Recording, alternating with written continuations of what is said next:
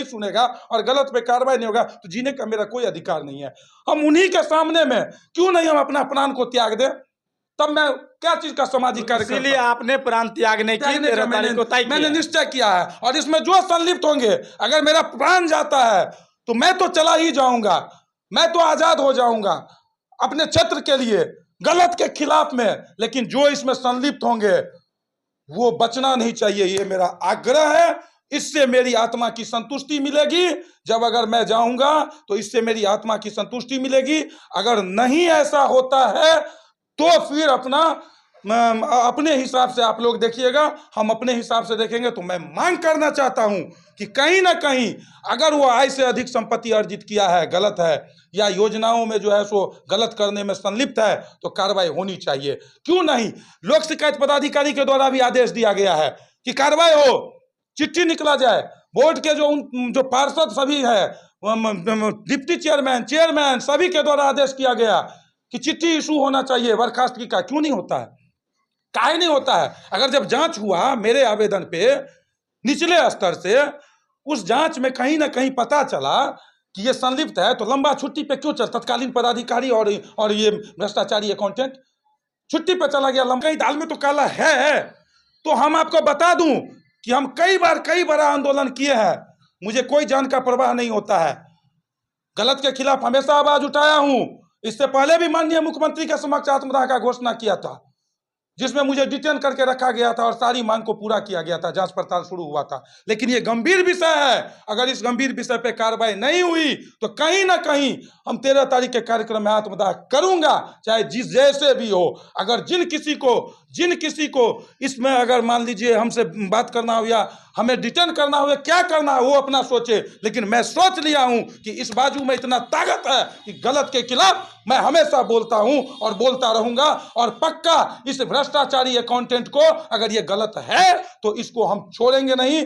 और जहां भी हो, चाहे कितने भी मुझे धमकी आवे, चाहे वो न्यायालय जाए, माननीय उच्च न्यायालय जाए, कहीं भी जाए, मैं भी माननीय सर्वोच्च न्यायालय जाऊंगा, लेकिन छोड़ूंगा नहीं। ये मैं प्रशासन, माननीय मुख्यमंत्री महोदय से आग्रह करता हूं और माननीय प्रधानमंत्री महोदय या जितने भी बड़े पदाधिकारी हैं उन सभी से आग्रह करता हूं, गंभीर विषय को देखते हुए, काफी गंभीर विषय है, इसको अपने स्तर से देखिए और अति शीघ्र 13 तारीख के कार्यक्रम से पहले, माननीय प्रधानमंत्री, माननीय मुख्यमंत्री जी के कार्यक्रम से पहले इस पे जल्द से जल्द कार्रवाई करें। गलत है तो एफआईआर करें, क्योंकि संसाधन भरपूर है सरकार के पास। हम चाहते हैं कि सरकार का नाम बदनाम ना हो। अगर उनका योजना है सही तो धरातल पर आए, उसको कोई भ्रष्टाचारी रोके नहीं, गलत नहीं करे।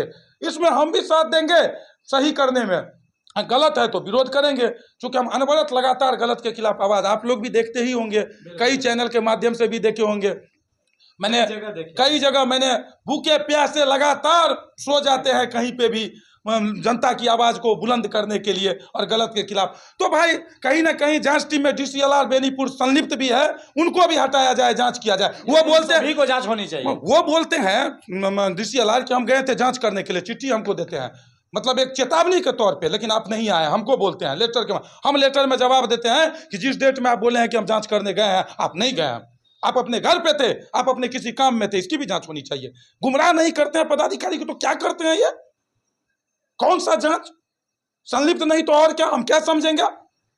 लोकतंत्र है, प्रजातंत्र नहीं है, मेरा अधिकार है, मैं किसी के विरोध में बोल सकता हूं, मैं किसी का पुतला दहन कर सकता हूं, गलत के खिलाफ आवाज उठा सकता हूं। अगर आपको अगर ऐसा लगता है कि मेरे भावनाओं को ठेस पहुंचा है तो उसके लिए सक्षम न्यायालय है, आप जाइए। हम क्या गलत करते हैं? गलत के खिलाफ हम आवाज नहीं उठाएंगे तो क्या करेंगे? अगर हम गलत है तो मेरे ऊपर कार्रवाई कीजिए ना, मैं भी देखूंगा ना।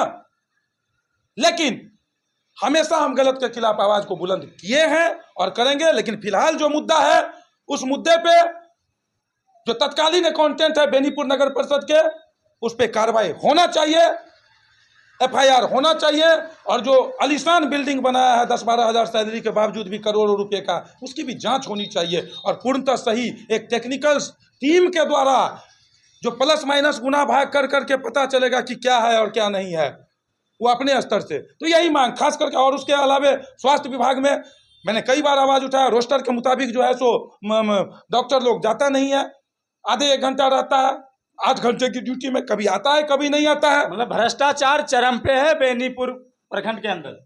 हाँ, कुछ लोग मतलब कुछ जगह पे ऐसा है, जैसे कि हम स्वास्थ्य विभाग बताए ही हैं, अगर फर्जी नर्सिंग होम चलता है उसके खिलाफ भी हमने आत्मदाह का माननीय मुख्यमंत्री के समक्ष घोषणा किया था ना, आप लोगों को पता होगा, जिसमें हमको लेकिन डिटेल किया गया था। उसमें आप पे भी कई प्रत्यारोप लगा। जो बीपी सिंह जिस तरह से आवाज उठाया था, कुछ दिन के बाद वो कुछ पैसों पे मैनेज हो गए। ये देखिए, आपके ऊपर डिपेंड है, सच्चाई क्या है? कुछ लोगों से मुझे ये खबर पता चला। देखिए, मैं आपको बताना चाहूंगा कि अगर माननीय प्रधानमंत्री महोदय भी अगर कोई काम करते हैं ना, तो उनके ऊपर भी उंगली उठता है। जो काम करेगा उसके ऊपर उंगली उठेगा, ये सच्चाई है। कहीं ना कहीं जो माफिया है, वो माफिया के द्वारा इस बातों को जरूर फैलाया जाएगा, लेकिन हम उससे झुकते उगते नहीं है। आपने देखा होगा कि समय समय पे इसका विरोध किया हूं। हाल में सिविल सर्जन महोदय को हमने लिखा था और घेराव भी किया था कि यहाँ पे फर्जी नर्सिंग होम चलता है, आप क्यों नहीं करवाए, और मेरे ही द्वारा 5-6 नर्सिंग होम को सील करवाया गया था। और तो कोई नहीं ऐसा किया था, लेकिन हम करवाए ना कि नहीं करवाए। मुझे तो धमकी भी आया था, बहुत माफिया बोलते थे कि बीपी सिंह को ये कर देंगे वो कर देंगे, लेकिन हम झुके नहीं झुके, आज तक कर रहे हैं विरोध, सभी जगह विरोध करते हैं। गलत गलत होता है, हमने आरटीआई के माध्यम से भी मांगा कि कितना रजिस्टर्ड है, लेकिन एक निजी नर्सिंग होम के अलावा किसी और का कहीं भी नहीं था रजिस्टर्ड। तो आवाज ऐसे ही लोगों, जो अच्छा करेगा पत्रकार महोदय, तो उनके खिलाफ साजिश रची जाएगी कि किस तरीके से ये फंसे। आपने देखा होगा ना कि बेनीपट्टी में मेडिकल माफिया आवाज उठा रहा था, उसको गोली मारकर हत्या कर दिया गया। क्या हम डर जाएंगे? गोली बारूद से डर जाएंगे? अगर डर गए तो मर गए। तो माफिया लोग ऐसे ही बोलेगा, मुझे कोई इससे फर्क नहीं पड़ता। और आप तो देखते होंगे, लोग जानता है, अरे भगवान के घर में देर है अंधेर नहीं है। अच्छा कर्म कीजिए, फल अच्छा मिलेगा, गलत कीजिएगा तो गलत भोगना पड़ेगा। इसलिए मुझे कोई फर्क नहीं, लोग बोलता है बोलने दीजिए, कोई नहीं, हम गलत के खिलाफ आवाज। अगर पैसा कमाना मुझे रहता ना, भगवान मुझे बहुत दिए हैं, बहुत दिए हैं, जितना दिए हैं जिंदगी संतुष्टि है, जिंदगी भर के लिए संतुष्टि है। आप पता कीजिए मेरा बैकग्राउंड, आप पता कीजिए, आपको पता चल जाएगा। लेकिन ऐसे ही लोग। चलिए, तो अभी हमारे साथ बीपी सिंह जी थे। बीपी सिंह साफ साफ कह रहे हैं, अगर 13 तारीख तक अगर इनके ऊपर कार्रवाई नहीं होता है, उनकी जांच नहीं होता है, तो ये आत्मदाह करेंगे। क्योंकि ये लगातार उनके खिलाफ आवेदन पे आवेदन दिए, कई जगह अपने आवेदन भेजे, लेकिन कोई कार्रवाई नहीं हुआ। अगर जिनके खिलाफ का मतलब कार्रवाई की इनके ऊपर था, वो भी नहीं कर सका, जिनको लेकर के 13 तारीख को आत्मदाह करेंगे। तो इसीलिए शासन प्रशासन को अभी से इन पे सोचना चाहिए, जो उनके ऊपर क्या आवाज उठनी चाहिए या नहीं उठना चाहिए। तब तक के लिए नमस्कार, मेरा नाम विजय शंकर झा, आप देख रहे थे हेडलाइंस मिथिला। मैं एक बात और कहना चाहता हूं कि अगर माननीय प्रधानमंत्री आ रहे हैं और माननीय मुख्यमंत्री आ रहे हैं, अगर कार्रवाई हो जाती है सभी बिंदुओं पे, तो फिर मुझे कोई दिक्कत नहीं है, फिर समाज में सेवा करते रहेंगे, इसमें कहीं कोई दिक्कत नहीं है। लेकिन जो कार्यक्रम है वो तो मैं करूंगा। अगर नहीं हो पाता है, अगर कार्रवाई शुरू होगी तो फिर संतुष्टि नहीं होंगे, तो फिर माननीय मुख्यमंत्री लिख के तो हम दिए हैं, फिर कहीं कार्यक्रम होगा वहां कर लेंगे, करेंगे तो जरूर। लेकिन अभी फिलहाल 13 को घोषणा है, अगर कार्रवाई नहीं होती है तो करेंगे। मैं सामाजिक कार्यकर्ता आशीष रंजन दास उर्फ बीपी सिंह, आप तमाम लोगों का हार्दिक स्वागत, और इस चैनल के माध्यम से बताना चाहता हूं कि सभी लोग साथ दे मेरा, और जो गलत है उसका विरोध करें। और अगर माननीय प्रधानमंत्री और माननीय मुख्यमंत्री हम इसका शिलान्यास करते हैं, वो अंतिम बार ये भी कहता हूं कि स्वागत योग्य फैसला है। लेकिन चूंकि हमको ये जानकारी देना है और ये अपने माध्यम से बताना है कि गलत क्या है और क्यों नहीं अभी तक उस अकाउंटेंट नगर परिषद बेनीपुर या स्वास्थ्य विभाग या फिर फर्जी नर्सिंग होम या अन्य मामलों पे मेरे द्वारा जो आवेदन दिया है उस पर कार्रवाई क्यों नहीं हुई, अतिशीघ्र करें तो कोई दिक्कत नहीं है।